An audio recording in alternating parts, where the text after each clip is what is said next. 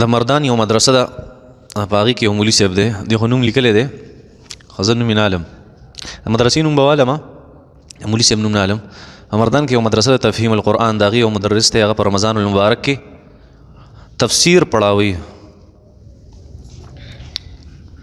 هغه وایي چې په دین اسلام کې د ګیرې دا یو موټی حد نشته او د دې دپاره چې تاسو کوم دلیل بیانوئ چې په قرآن کې د حضرت موسی او د حضرت هارون علیهم السلام واقعه ده چې هارون علیه الصلاۃ والسلام خپل رور مشر رور کشر رور موسی علیه الصلاۃ والسلام خپل مشر رور حضرت هارون علیه الصلاۃ والسلام د ګیرې نه کلک ونیو نو هارون علیه الصلاۃ والسلام ورته وایي چې لا تأخذ بلحیتي ولا برأسي چې ما د ګیرې نه او د سر د یختو نه منیسه نو دې نه ثابتېږي چې ګیرې په موټي کې راغلې وه نو دا دلیل ټیک نه دی د هغې وجه دا ده که چېرته دې نه دا ثابتېږي چې یو موټی ګیره هغه په شریعت کې ده د پیغمبر یو موټی ګیره وه نو دې نه خو دا هم ثابتېږي چې کشر رور به رالګي او مشر به د ګیرې نه راکاږي حالانکه شریعت خو دې اجازت نه ورکوي دا مولي صاحب خو ډېر هوښیار دی هلته راغلي لا تأخذ بلحیتي ما منیسه د ګیرې نه دا ته ثابتېږي چې نیول به نه کوي دا ته نه ثابتېږي چې نیول به کوي د ګیرې نه لا تأخذ بلحیتي ما منیسه د ګیرې نه مطلب دا دی چې کشر رور به مشر د ګیرې نه راکاږي دا خو یې نه دي ویلي چې خذ بلحیتي و برأسي نو مولي صاحب له پکار دي چې هغه د خپل علم سره یو لس من عقل هم استعمالوي ښه دا خبره ټیک نه ده ګوره کله نه کله مونږ ګیره وړه پرېږدو یا نه پرېږدو د دې دا مطلب نه چې شریعت په احکاماتو کې تعویلاتو کې چې دا داسې یا داسې یا داسې تاسو ته ما وي چې د خپل خواهش دپاره دین اسلام بدلول دا د یهودو کار دی دا زموږ کار نه دی د مسلمان کار دا نه یو سړی ګیره وړه پرېږدي غټه پرېږدي سره یې نه پرېږدي د دې دا مطلب نه دی چې هغه به د شریعت په احکاماتو کې تغییر کوي تحریف به کوي دا غلطه ده دا غلط کار دی بس تا کومه غلطي ده ما کې دا غلطي ده بس نشم کولی داسې نور دې دپاره چې ته اوس وې ګوره ځینې خلک ډېر مولي ده چې هغه په بینک کې مزدوري کوي که نه نوکري کوي بس هغه وایي نه دا ټول کاروبارونه وایي داسې دي دا ټول کاروبارونه دا داسې دي وایي ټول خلک غلط کار کوي وایي مونږ خو روغ کار کوو مونږ خو دا کوو مونږ دا کوو یو سړی به غلط کاروبار کوي ته به ورته وایي چې دا کوه نو هغه به وایي چې نه دې کې خدا چل دی او دې کې خدا چل دی او دې کې خدا چل دی نه ووایه چې دا زه غلط کار کوم بس صفا خبره ده یو سړی ګناه کوي خپل ګناه مني کېدای شي الله ورته توفیق ته توبې ورکړي یو سړی ګناه کوي بیا دا منیم نه چې ما ګناه کړی د ده نه بل غټ رزیل نه دا خو د شیطان کار دی غلط کار یې کړی وي زه غلط کار نه کوم زه په حقه یم دا د شیطان کار دی دا د مسلمان کار نه ښه د یهودو کار دی یا چېرته یو سړي غلط کار کوي دا غلط دی بس دې لپاره اوس د شریعت احکامات بدلول دا ټیک کار نه دی ښه ډېر خلک دي چې هغه بس جی یو موټی ګیره دا نبی کریم صلی الله علیه دې خبره راغله چې دا یو موټی ګیره په کوم ځای کې راغلې ده نبی کریم صلی الله علیه وسلم وفرمیل تقریبا تمام د احادیثو مبارکو کتابونو نبی اسلام فرمایي واف اللها وقص الشوارب تاسو بریت کټ کوئ قنچي کوئ او واف اللها ګیري اوږدوئ پرېږدئ بیا عبدالله ابن عمر رضی الله تعالی عنهما نه روایت دی چې عبدالله ابن عمر صاحب هغه وفرمایل چې په شریعت کې یو موټي نه سیوا ګیره کټ کول د دې اجازت دی او په ترمذي کې روایت دی په ترمذي شریف کې تقریبا په شمایلو کې سیکنډ لاست روایت دی تقریبا یو سړی راغی حضرت ابن عباس رضی الله تعالی عنهما له وایي چې جی ما نبي علیه السلام په خوب کې لیدلی زه تا ته هغه کوم د نبي علیه الصلاۃ والسلام هغه شکل صورت هغه ته بیانوم چې داسې یو نبي علیه السلام واقعي ما چې څنګه خوب کې لیدلی هغه ته وایه صحابي د نبي علیه السلام وایي ما نبي علیه السلام ولیدو داسې او داسې او داسې او ګیره مبارکه د هغه دومره وه چې د مرۍ دې اډوکي ته را رسېدلې وه دا مخامخ اډوکي نه دي د مرۍ دې ته را رسېدلې وه حضرت ابن عباس رضی الله تعالی عنهما وفرمایل چې دقه شانو نبي علیه الصلاۃ والسلام څنګه چې تا د هغه تذکره وکړه پوهېږئ په دې باندې نو هسې داسې مه کوئ ښه چې یو سړی ګیره نه پرېږدي نه دي پرېږدي اوږدی اوږدري کې نه اوږدی نه اوږدی د هغه خوښه ده د هغې اختیار دی او کم از کم د شریعت احکامات ته د هغې لپاره نه بدلوي ښه په سفر کې چې یو سړی یو مونځ ته قضا شي نو دا مونځ بیا په حضر کې کوي څنګه به کوي دا فارمولې ځان سره یاد ساتئ بیا به اساني یو سړی دی هغه په سفر کې دی او مونځ ته په سفر کې قضا شو بیا چې کور کې کوي نو کور کې به هغه سفرانه مونځ راګرځوي او که په کور کې د مونځ قضا شو او بیا په سفر لاړو نو بیا به پوره مونځ راګرځوي په سفر کې په کوم حالت کې چې د قضا شوی دی هغې حالت له اعتبار دی بس د سحر مونځ نه بعد فورا د سحر مونځ نه پس خوب لیدل او دغه شان د ورځې خوب لیدل د دې څه شرعي حیثیت شته که نه او د خوب که په هر وخت کې ولیدلی شي د یو شرعي حیثیت دی البته په دوو اوقاتو کې شیطاني خوبونه راتلل یا ماحولیاتي خوبونه راتلل یا د معدې د بړاس د وجې نه خوبونه راتلل هغه ډېر زیات ظاهر دي یو چې انسان په کوم وخت کې اوده شي د روټۍ وخوړه او فورا اوده شو نو کله نه کله د معدې د بړاس د وجې نه بیا کله نه کله په خوب کښېني وایي زه خو مړ شوی یم نو دا اکثر صحیح د معدې د بړاس د وجې داسې خوبونه یا کوم چې ماحولیاتي یا شیطاني خوبونه هغه په هغې اوقاتو کې راځي کوم چې د خوب دپاره مکروه اوقات دي یعنی مکروه وقت د خوب دپاره دا دی چې سړی د فجر د مونځ د سحر د مانځه نه پس فورا اوده شي سحر د انور دراختونه مخکې او د مانځنه فورا پس. دغه وخت کې سړی خو اکثر دغه وخت کې شیطانی خوبونه راځي. نور که د ورځې خوب ویني که د شپې خوب ویني د دواړو څه کېږي تعبیر د هغې ښه دی خپل حیثیت دی. په شراکت کې یو کس پیسې لګولي او دویم محنت کړی، اوس چې نقصان راشي نو دا محنت والا انسان دی به څومره نقصان تاوان ډکوي. نه کوم سړی چې محنت دې ته مضاربه وایي. مضاربه دې ته وایي چې یو سړی محنت کوي بل سړی پیسې د بل سړي پیسې، نو چې تاوان راشي د هغه پیسې لاړې او د محنت لاړو ښه محنت والا باندې تاوان نه وي. زه د آی ټي هارډویر ایکسپرټ یم. کله ناکله ما ته د پارټس دپاره خلک وایي چې دا راوړه مونږ له واله، نو زه د هغه اصل قیمت نه زیات ریټ هغې ته ووایم، ځکه چې هغې ته زه کم ریټ وایم بیا اقر الله کوي. نه زیات د دې دپاره وایم چې زه هم پکې څه ګټه وکړم، ځکه زما د تلو راتلو د پټرولو وغیره خرچه کېږي. داسې کول زما دپاره جایز دي که ناجایز؟ دروغ مه وایه، نور کار دی ټیک دی، دروغ مه وایه، ځکه په وکالت کې دې ته وکیل وایي چې ته یو سړي ته وایي ماله دا شی واله، هغه ستا دپاره وکیل. نو وکیل به هغه ریټ وایي د کمې دپاره چې دی لیږلی شوی دی او په کم ریټ چې دته دا څیز میلاویږي، دې نه سیوا به نه وایي. البته داسې خبره هغه به ډېره درست دی چې یو سړی تا ته وایي چې ماله دا څیز واله، نو ته داسې مه وایه چې زه به دله په دونه ریټ باندې والم. ته داسې وایه دا خبره ټول نه بهتره د شریعت هم دا وایي چې ته ورته ووایه چې زه به لاړ شم د دې معلومات به وکړم او تا ته بیا ریټ ومیم را به وړم دله څیز به بیا راوړې وابېرې وغله به یې ورکړي. اسانه خبره شو. نو دروغ پکې مه وایه منځ کې چې دا په دې ریټ باندې دی ښه، چې په کم دی اغوستي حقه وایه.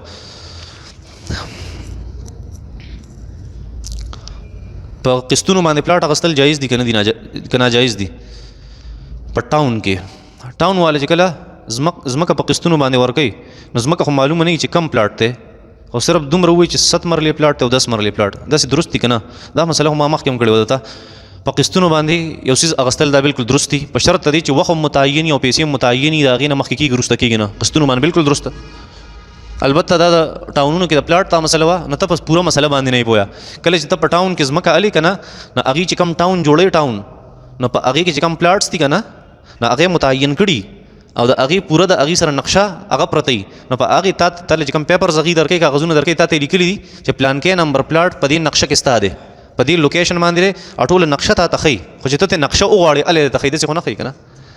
او بلکې ټاونونه والا خو دا هم کوي چې داسې لا ټاون جوړېږي نو تا به هغه ځای ته بوځي چې یاره دا زموږ نقشه ده او په دې ځای کې به ستا دا پلاټ واقع وي، د دې طرف ته به دی، دې طرف ته به دی، دې طرف ته به دی، دې طرف بس کافي ده دونه خبره. نو درسته ده ښه. د کرنسۍ کاروبار کول یعنی منی ایکسچینج والا کاروبار کول څنګه دي؟ جایز دي، بالکل درست دي، په شرط دی که حکومت دی اجازت اخیستې الخه لایسنس ته سره بیا درست دي، که په پټه کې ناروا دي، ځکه د قانون خلاف ورزي کول دا ناروا دي په شریعت کې. د ملک د قانون خلاف ورزي کول ناروا دي که هغه د قانون د ملک د قرآن او د حدیث خلاف نه وي چېرته،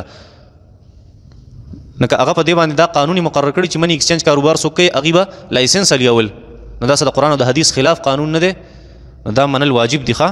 که نه کې دغه شانتې تاسو زه بار بار وایم چې په دې رانګ سایډ باندې دا ګاډی مه چلوئ ښه، په رانګ سایډ باندې ګاډی مه چلوئ، دا د قانون خلاف ورزي ده. که ګاډي ای او که نه که ټریفک ای او که نه که اکسیډنټ خطره ای او که نه خو ته په یوټرن کې راتاویږي په هغه ځای کې ګناه د سخته ګناه. الله جل شانو قرآن مجید کې فرمایي یا ایها الذین آمنوا اطیعوا الله واطیعوا الرسول واولی الامر منکم، د الله خبره منئ، د پیغمبر خبره منئ او د خپلو مشرانو خبره منئ.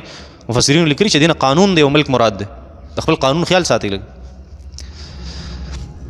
یو عالم نه اورېدل چې په اودس کې خپې چې کله وینځي نو بیا به د ګس لاس په کچه ګوته باندې د خپو د ګوته خلال کې، نو په دې ګس لاس په وړه ګوته باندې خلک دا خلال ولې کوي؟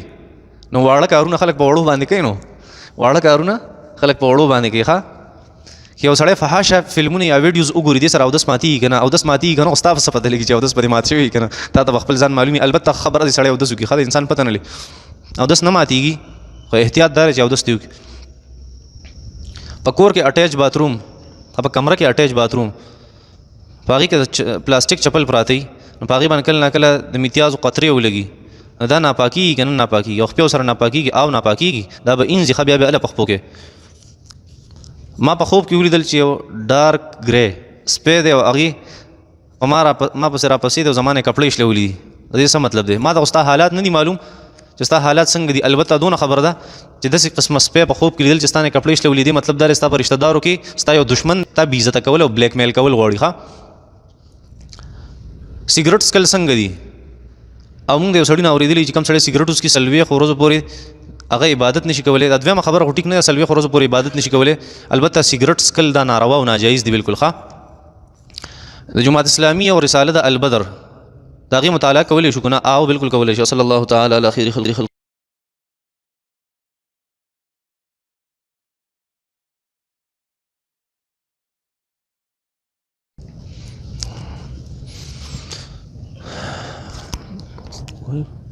ټایم شته؟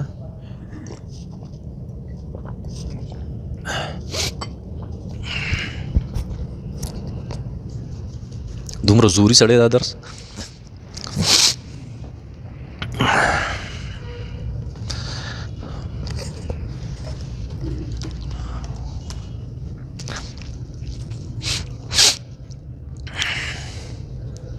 که یو سړی په کرسۍ باندې مونځ کوي چېرته د عذر په وجه او هغه خو چونکې رکوع او سجده نه کوي، نو که د قیام په ځای ودرېږي، د قیام په ځای کښېني، نو هغه داسې کولی شي که نه؟ داسې کولی نه شي، داسې به کوي. ګوره کم سړی چې سجده او رکوع نه کوي که نه، امام سرخسی رحمت الله علیه په المبسوط کې لیکلي دي کم سړی چې سجده او په رکوع باندې قادر نه وي، د هغه نه قیام هم ساقطېږي، معاف کېږي ورته. دا مونږ چې کومه طریقه کوو دا غلطه ده. کرسۍ پرته وي، مونږ په کرسۍ مونځ کوو نو ودرېږو، ولاړو چې بیا امام رکوع لځي بس مونږ ښکته په کرسۍ کېږو او سجده هم په کم سړي نه چې رکوع او سجده ساقط شوه نو قیام هم ترې ساقط شو. ښه بیا قیام ته ضرورت نشته.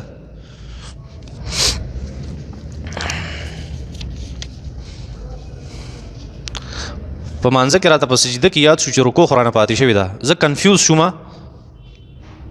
نو مونځ مې مات کو، دوباره مې مونځ کو. په داسې حالت کې ماله څه کول پکارو؟ تاله دا کول پکارو چې رکوع درنه پاتې شو، په سجده کې راته یاد شو چې رکوع رانه پاتې شوې ده، واپس پاسه رکوع له او رکوع کا بیا ودرېږه، بیا سجدو له لاړ شه او بیا اخر کې سجده سهو وکړه، بس داسې پکارو. تاله دوباره مونځ ته ضرورت نه و. ښه بس دغه مونځ دې درست و، خو که دغه شانتې دې کړی وی. یو سړی چې خودکشي وکړي یا یو انسان داسې چې خپل مور یا پلار قتل کی، نو د هغه په جنازه کې شریک کېدل روا دي که ناروا دي؟ عام خلک به جنازه کوي، عالم به د هغه جنازې له نه ځي. عالم او هغه خلک چې کم مقتدی د امت هغه به د داسې خلکو په جنازه کې نه شریک کېږي. ښه او دا کم خلکو چې خپل مور یا پلار وجلی که نه، که دا د دې په بدل کې قتل کړی شو نو د هغه جنازه به هم نه کوي. زموږ فقهای کرامو هغه لیکلي دي. ښه داسې به یې ښخوي. بینک والا که زموږ د اکاونټ د پیسو نه زکات کټ کوي زموږ د اجازت نه بغیر، نو زکات په کېږي او که نه؟ او بینک او حکومت ته دا اختیار شته که نشته؟ او ته بینک او حکومت ته بالکل دا اختیار نشته چې ستا د پیسو نه زکاتونه کټ کړي. او دویمه خبره دا ده که هغې چېرته زکات کټ کو ستا د اکاونټ نه، نو په دې سره زکات نه کېږي. ښه که تا اجازت ورکړی بیا ټیک ده. بینک کې چې ته کله اکاونټ جوړوې که نه، نو په هغې کې یو آپشن راځي، هغې کې تا ته دا وایي چې ته مونږ له زکات د اخیستو اجازت راکړې که نه راکړې. نو که ته هغه بلینک چېرته فل کړې نو بیا به هغې زکات کټ کوي، بیا ستا اجازت دی، بیا خو ټیک ده. ورنه هغې ته دا اختیار نشته ښه چې ستا د دغه نه پیسو نه هغې پې زکات کټ کړي او نه زکات کېږي دې سره. که یو سړي ویلي چې ما سره په قبر کې قرآن دفن کوئ، آیا داسې کول جایز دي؟ بالکل ناروا دي، نشي کېدی. ښه د هغې وجه دا ده چې دا د قرآن مجید بې ادبي ده. قرآن مجید لاندې په خاورو کې غورځول یوه خبره، دویمه خبره دغه خو څه خبره نه، ځکه زموږ مذهب دا دی چې کله د قرآن مجید پاڼې هغه ضعیفه شي نو بیا به چېرته دفن کړي په یو پاک ځای کې، هغه څه نقصان نه دی. غټ نقصان دا دی چې دا چې ته د دې مړي سره خښ کړې نه، دا مړی خو یو څو ورځې پس چوي او ګنده کېږي، نو دا قرآن به مو سره ګنده شي. دا د قرآن مجید بې ادبي ده، داسې ناروا دي. ښه هغه ته وایي قرآن به د خپل زړه کې ساتلی و، نو اوس به یې څه فایده درکړې، اوس په دې کار نه کېږي چې ما سره قرآنونه خښ کړې، په دې دې الله نه بخي. ښه دا خبره ما اورېدلې ده چې قرآن مجید د لاسو نه پرېوځي په ځمکه باندې، د قرآن مجید د وزن برابر به غنم صدقه کې، او دا ضروري ده، ګینې ګناه نه معاف کېږي. دا دروغ دی، ځان نه چا مسله جوړه کړې ده. ښه صرف استغفار پکار دی، بس انسان نه غلطي وشي. د عذر په وجه باندې که فرض مونځ یو سړی په ګاډي کې په ناسته کوي او د قبلې نه مخ بل طرف ته وي او د قیام هم څه صورت نه جوړېږي، نو مونځ یې کېږي که نه؟ که د عذر دا مطلب وي چې یاره ګاډی راته څوک نه ودرېږي د مانځه دپاره، نو بیا دې په اشاره باندې مونځ وکړي که هر طرف ته وي او بیا به وروسته دې قضا راوګرځوي. ښه ځکه تاسو وایي چې قیام دا فرض دی، په مانځه کې قیام فرض دی. ګوره دوه قسمه عذرونه دي. ته به اوس وایې چې دې مخکې چې کومه مسله وه دې کې خو بله خبره وه، تا وایي چې رکوع سجده ساقط شي نو قیام هم ساقطېږي، نو قیام خو فرض دی، خو پکار دی. او دلته دې مسله الټه وکړه، نه داسې نه ده. دوه قسمه عذرونه دي. یو هغه عذر دی چې د الله جل شانو د طرف نه وي، نو بیا مونځ په هر حالت کې کېږي. لکه یو انسان دونه بیمار شو بیا ورته ملاست هم ټیک ته بس کافي ده، که د الله له طرفه وزري په هغې کې خو دا مکمل اجازت دی، خو که د بندګانو له طرفه وزري نو بیا پکې دا اجازت نشته. نو تا ته چې دا ګاډی نه ودرېږي دا خو د تا ډرایور استاذ نه ودرېږي که نه داسې نه. د الله له طرفه خو عذر نشته، هر څه برابر دي، ډرایور د طرفه عذر دی. لمونځ به دوباره راګرځوي بیا ښه. او دې ته تشبه بالمصلین وایي چې صرف هغه به وکړي چې یاره د قضا د هغې ګناه نه دی بچ شي. یو سړی چې ژوندی نه د هغه دپاره ختم او ایصال ثواب کول جایز دي که نه؟ بلکل جایز دي. هغه ته دعا کول چې څنګه جایز دي دغه شانتې ورته ثواب هم بخلی شي ښه. بعضې کسان چې هغه جومات ته راشي نو امام صاحب که په سجده باندې پروت وي نو دی په قلاره باندې ولاړ چې ودرېږي امام صاحب ودرېږي نو زه به ورسره بیا ودرېږم. داسې کول بلکل ناروا دي، داسې به نه کوي. ښه نبي علیه صلات وسلام فرمایي فاذا رکع فرکعوا، امام چې رکوع کوي ته رکوع له ځه، فاذا سجد فاسجدوا، او کله چې هغه سجده کوي نو ته سجده کوه. انتظار به نه کوې چې ورګه دی به پاسي. یو زنانه سوال کړی چې موږ په واشنګ مشین کې کپړې وینځو نو هغې کې ځینې کپړې هغه پلیتي نو دا به څنګه پاکېږي؟